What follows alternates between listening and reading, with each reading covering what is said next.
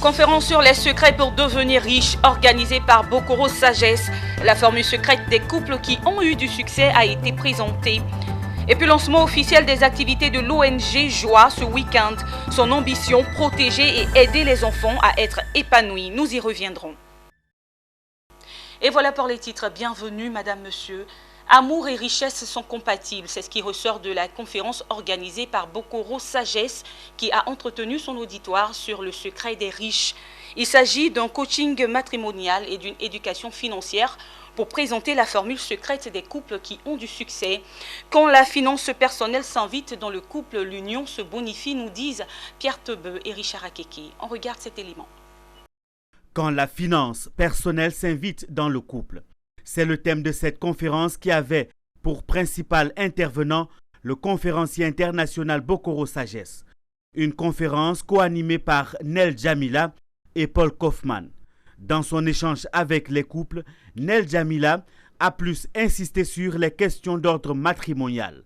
Elle a distillé aux couples présents des secrets pour cheminer ensemble, tenir son couple et faire marcher son mariage.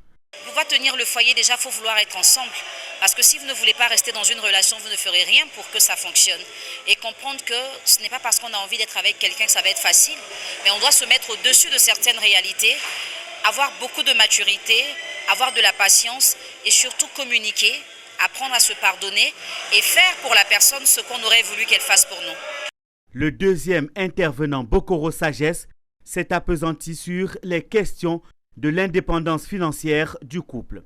Selon lui, pendant que les charges évoluent d'année en année, sous la pression des crises économiques et la montée du taux de pauvreté, les ressources des familles apparaissent insuffisantes pour répondre adéquatement aux besoins des membres de la microfamille.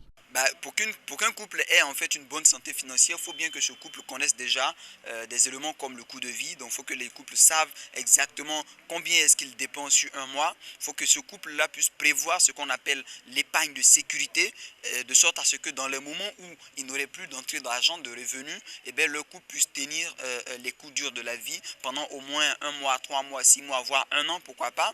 Et ensuite, il faut que ce couple-là ait un compte d'épargne en investissement, de sorte à pouvoir être capable de pouvoir faire fructifier ses revenus, les revenus du couple, donc que ce soit de madame ou de monsieur, les deux conjointement, de faire fructifier cet argent-là afin de pouvoir donc espérer atteindre la liberté financière. Le dernier conférencier de la journée, Paul Kaufmann, lui, a échangé avec les couples sur les opportunités d'investissement pour la famille en présentant le Forex Trip, qui est une plateforme de trading. La solution, en fait, c'est on va permettre à des gens qui ont de l'argent, qui veulent faire fructifier leurs capitaux, de pouvoir faire fructifier de l'argent qu'ils ont en utilisant cette solution-là, qui est sur le marché depuis presque 2 ans, qui fonctionne super bien. Il y a plusieurs personnes qui l'utilisent aujourd'hui, des gens qui vont transformer 1 million en 2 millions avec la solution.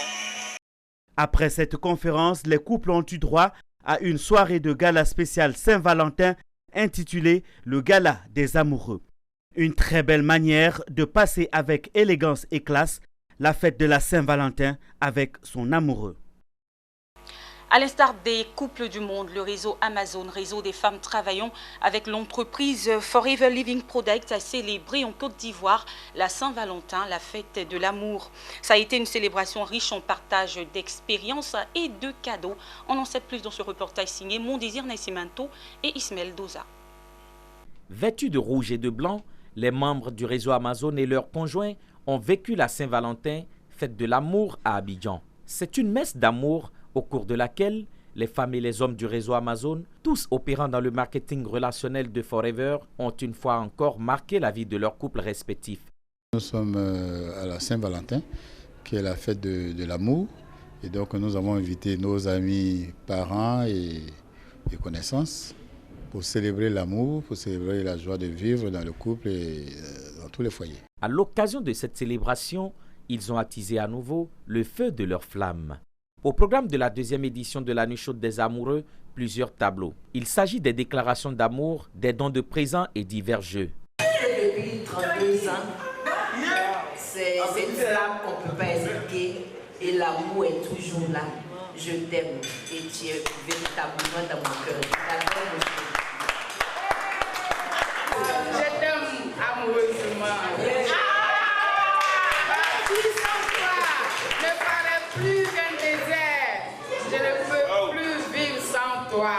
Le clou de cette célébration a été des communications et des échanges sur les notions d'engagement et de satisfaction conjugale afin de maintenir la joie de vivre en couple.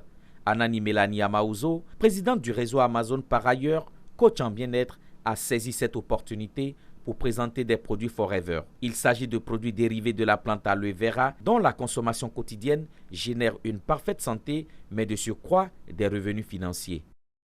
On a parlé du bien-être et on a parlé aussi, ce qui était très important, c'est comment maintenir la flamme d'amour allumée dans le foyer en passant par les produits Forever. Parce qu'il y a beaucoup de produits Forever que nous pouvons utiliser pour augmenter l'intensité de l'amour dans notre vie de couple. Et pour pimenter cette vie de couple, il n'y a pas mieux que les produits aloe vera. La célébration de la Saint-Valentin au réseau Amazon a été, selon les participants, une belle fête. La fête a été très belle. On a mangé santé et on a bu santé. Il y avait de l'eau, moins de vin, mais même les vins qu'il y avait aussi, c'était des vins qu'on appelle des vins pharmacodynamiques, bons pour le cœur. C'est assez amusant, c'est assez intéressant, on rit. Et puis tout le monde est détendu, c'est bon. C'est un enseignement aussi, il y a des petites choses qu'un homme doit connaître vis-à-vis d'une femme. Bon, vraiment, je suis venue ce soir avec mon mari célébrer l'amour. Et l'amour, chez moi, c'est la joie de tous les jours. La joie que je procure à mon mari. Un buffet garni de plusieurs mets a permis à ces hommes d'affaires du 21e siècle de manger bio. Le réseau Amazon donne rendez-vous au 10 mars pour la célébration de la fête internationale de la femme. Toute autre chose à présent, la plateforme unique des petites et moyennes entreprises de Côte d'Ivoire a organisé ce week-end la première édition des grandes rencontres des PME. Les échanges ont porté sur des solutions pouvant donner une dynamique économique au secteur.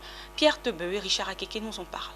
Les petites et moyennes entreprises, PME, représentent 98% du tissu économique formel de la Côte d'Ivoire et 20% de la richesse nationale. Pour garder cette performance, elles se doivent de créer un cadre de rencontre et de partage. C'est un rendez-vous mensuel qui vient de se mettre ainsi en place. Une rencontre initiée par la plateforme unique des PME en abrégé PUPME qui regroupe plusieurs milliers de chefs d'entreprise des PME de Côte d'Ivoire. Le président de cette plateforme, Diomandé Moussa, dévoile le contenu de ce rendez-vous mensuel de la plateforme unique des petites et moyennes entreprises de Côte d'Ivoire. Dans les grandes rencontres des PME, vous avez ce que nous venons de faire aujourd'hui, c'est-à-dire les causeries débats, les petits déjeuners, où nous invitons des hommes d'affaires, nous invitons des sachants pour se prononcer sur les problématiques qui nous concernent, qui concernent l'économie ivoirienne, qui concernent les PME. Une rencontre qui permettra aux chefs d'entreprise de redynamiser le secteur des PME. La plateforme unique des PME ambitionne ainsi de redonner un nouvel élan aux PME de Côte d'Ivoire. Notre objectif, c'est de rassembler les petites et moyennes entreprises dans un cadre unique, dans un creuset, afin qu'elles se sentent concernées par l'activité économique. Nous avons dit que le réseau est très important. Mettre en place un réseau de PME est une excellente chose pour nous. Le premier invité des rencontres des PME de ce mois de février 2021 est le président du conseil de gestion du fonds de garantie des crédits aux PME. Il est venu présenter le fonds qui est un partenaire incontournable des acteurs des PME en Côte d'Ivoire. Il était donc important de venir voir le patronat des PME, qui est la plateforme unique des PME, pour leur expliquer le mécanisme d'accès de soutien du fonds de garantie des crédits aux PME afin qu'ils puissent à leur tour sensibiliser leurs membres pour que nous puissions les accompagner. Nous sommes leur instrument, un instrument à la disposition des PME et il doit profiter et être appréhendé par les PME. La plateforme unique des petites et moyennes entreprises de Côte d'Ivoire a été créée par les fédérations des petites et moyennes entreprises ivoiriennes qui ont décidé de se regrouper au sein d'une seule entité. Elle a vu le jour à Abidjan en avril 2020. On l'a annoncé en titre, l'ONG Joie de Donner a procédé au lancement officiel de ses activités ce week-end à Abidjan. C'est une organisation non gouvernementale dont les ambitions sont entre autres protéger et aider les enfants à avoir une éducation et des formations susceptibles de leur assurer un avenir meilleur. Le compte-rendu de Mon Désir Nascimento et Ismaël Doza. Resté pendant longtemps à travailler sans tambour, l'ONG Joie de Donner a officialisé sa présence dans la sphère des organisations non gouvernementales ce samedi à Abidjan. C'est une institution qui s'est donnée entre autres missions protéger et aider les enfants à avoir une éducation et des formations susceptibles de leur assurer leur plein épanouissement mais aussi leur accomplissement. Nous avons officialisé nos activités aujourd'hui. Il a été question de présenter au public ce que nous faisons. Déjà, avec le film que le public a pu voir, nous avons pu soutenir des enfants pendant plusieurs années. Et cela se faisait dans l'ombre. Mais cette année, nous avons décidé de faire une sortie officielle pour que nous puissions avoir, si possible, des moyens pour pouvoir aider un plus grand nombre d'enfants. Parce que plus le temps passe, on se rend compte que le champ est vaste et il y a beaucoup d'enfants en situation difficile qu'on pourrait aider. À travers ces activités exécutées ce 13 février 2021, l'ONG Joie de Donner a rafraîchi la mémoire de ses invités à cette sortie officielle. Le thème central au cœur de la causerie débat était le droit à l'éducation des enfants. Ce thème, animé par l'inspecteur Bérenger Atta, a permis de passer en revue les défis de la protection des enfants dans un contexte de la Covid-19. Beaucoup de parents aujourd'hui ont du mal à scolariser leurs enfants, ont du mal à assurer les frais d'inscription et autres.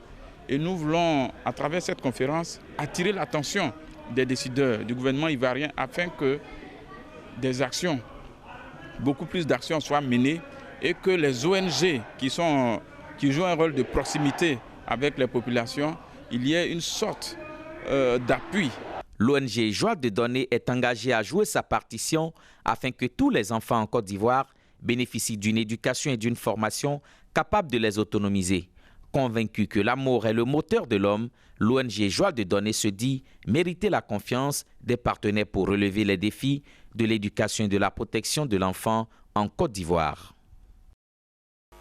Et pour finir, le gouvernement malgache vient d'obtenir un accord de principe avec les services du Fonds monétaire international pour la mise en place d'une nouvelle aide financière pouvant atteindre 320 millions de dollars. Selon le FMI, il s'agira d'un nouvel accord de facilité élargie de crédit qui vise justement à accompagner les réformes économiques du gouvernement. L'objectif est de soutenir la reprise économique post-Covid-19, augmenter et favoriser une croissance inclusive et surtout réduire le taux de pauvreté. Ainsi se referme ce journal préparé par l'ensemble de la rédaction. Merci beaucoup de l'avoir suivi. Surtout, merci de rester sur Business 24 Africa, votre télévision. Au revoir.